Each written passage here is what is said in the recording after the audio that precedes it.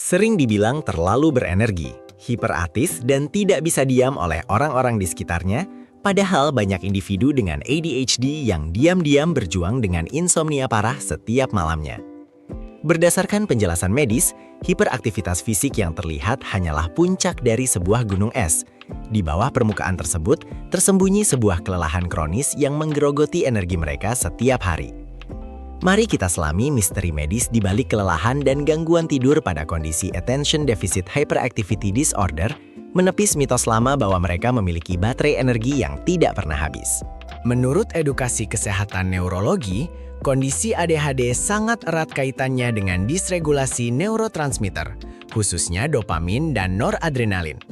Zat kimia otak ini tidak hanya mengatur fokus, tetapi juga sangat krusial dalam siklus bangun dan tidur manusia. Ketika kadar dopamin tidak stabil, sistem saraf pusat kesulitan memberikan sinyal yang tepat kapan tubuh harus bersiaga dan kapan tubuh harus beristirahat.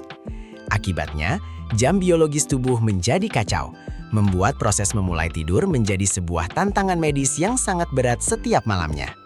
Fenomena medis yang sering dilaporkan adalah pikiran yang berlarian tanpa henti saat malam tiba. Secara fisiologis, ketika lingkungan mulai sunyi, otak dengan ADHD yang kekurangan stimulasi eksternal justru menciptakan stimulasinya sendiri dari dalam. Otak terus-menerus memproduksi cabang-cabang pikiran baru yang memicu kondisi hiperarousal. Keadaan siaga tinggi ini meningkatkan detak jantung dan tekanan darah secara halus. Secara biologis mencegah kelenjar pineal untuk melepaskan melatonin secara maksimal, sehingga tidur pulas menjadi mustahil dicapai.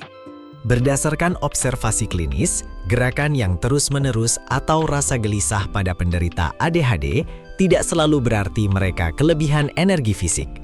Sebaliknya, hal tersebut seringkali merupakan mekanisme kompensasi dari sistem saraf yang sangat kelelahan untuk tetap terjaga. Setiap hari, fungsi eksekutif otak mereka harus bekerja ekstra keras hanya untuk memproses informasi sederhana, menyaring gangguan, dan menahan impuls. Upaya kognitif yang masif ini menguras cadangan glukosa otak jauh lebih cepat dibandingkan individu tanpa ADHD, menyebabkan kelelahan mental yang sangat ekstrim di sore hari. Siklus ini seringkali berubah menjadi kelelahan kronis yang merugikan secara medis.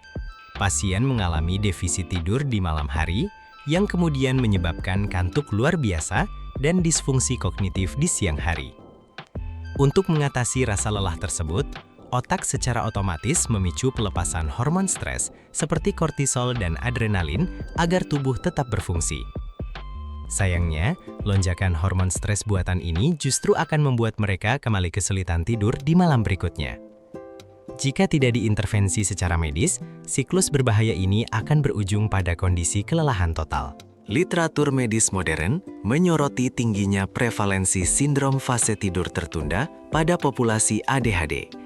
Secara genetik dan neurologis, jam sirkadian internal mereka bergeser beberapa jam lebih lambat dari standar populasi umum. Siklus pelepasan hormon melatonin yang seharusnya terjadi pada jam 9 malam seringkali baru mulai diproduksi pada jam 1 atau 2 dini hari. Memaksa mereka tidur pada jam konvensional sama halnya dengan melawan hukum biologi tubuh mereka sendiri yang justru memperparah tingkat stres dan memperburuk kelelahan kronis. Menurut edukasi kesehatan dan pedoman klinis, ada berbagai intervensi terapeutik yang dapat dilakukan untuk memutus siklus kelelahan ini. Paparan sinar matahari pagi secara langsung selama 30 menit terbukti secara medis dapat membantu mengatur ulang ritme sirkadian tubuh. Penerapan kebersihan tidur yang ketat, rutinitas olahraga fisik yang teratur untuk membakar sisa energi tanpa memicu kortisol berlebih, serta konsumsi nutrisi seimbang sangat membantu menstabilkan produksi neurotransmitter. Terapi perilaku juga direkomendasikan untuk menenangkan aktivitas gelombang otak di malam hari. Memahami ADHD dari sudut pandang medis membantu kita melihat gambaran utuhnya, bukan sekadar gejala perilaku yang tampak di permukaan. Kelelahan kronis dan gangguan tidur adalah beban tak kasat mata yang sangat nyata secara neurologis. Dengan diagnosa yang akurat, panduan medis yang terstruktur, serta dukungan lingkungan yang penuh empati, individu dengan ADHD dapat mengelola jam biologisnya dan mendapatkan kembali energi yang sesungguhnya. Kesadaran berbasis sains ini adalah langkah pertama yang krusial untuk menghaptikma dan memulai proses pemulihan kesehatan secara holistik.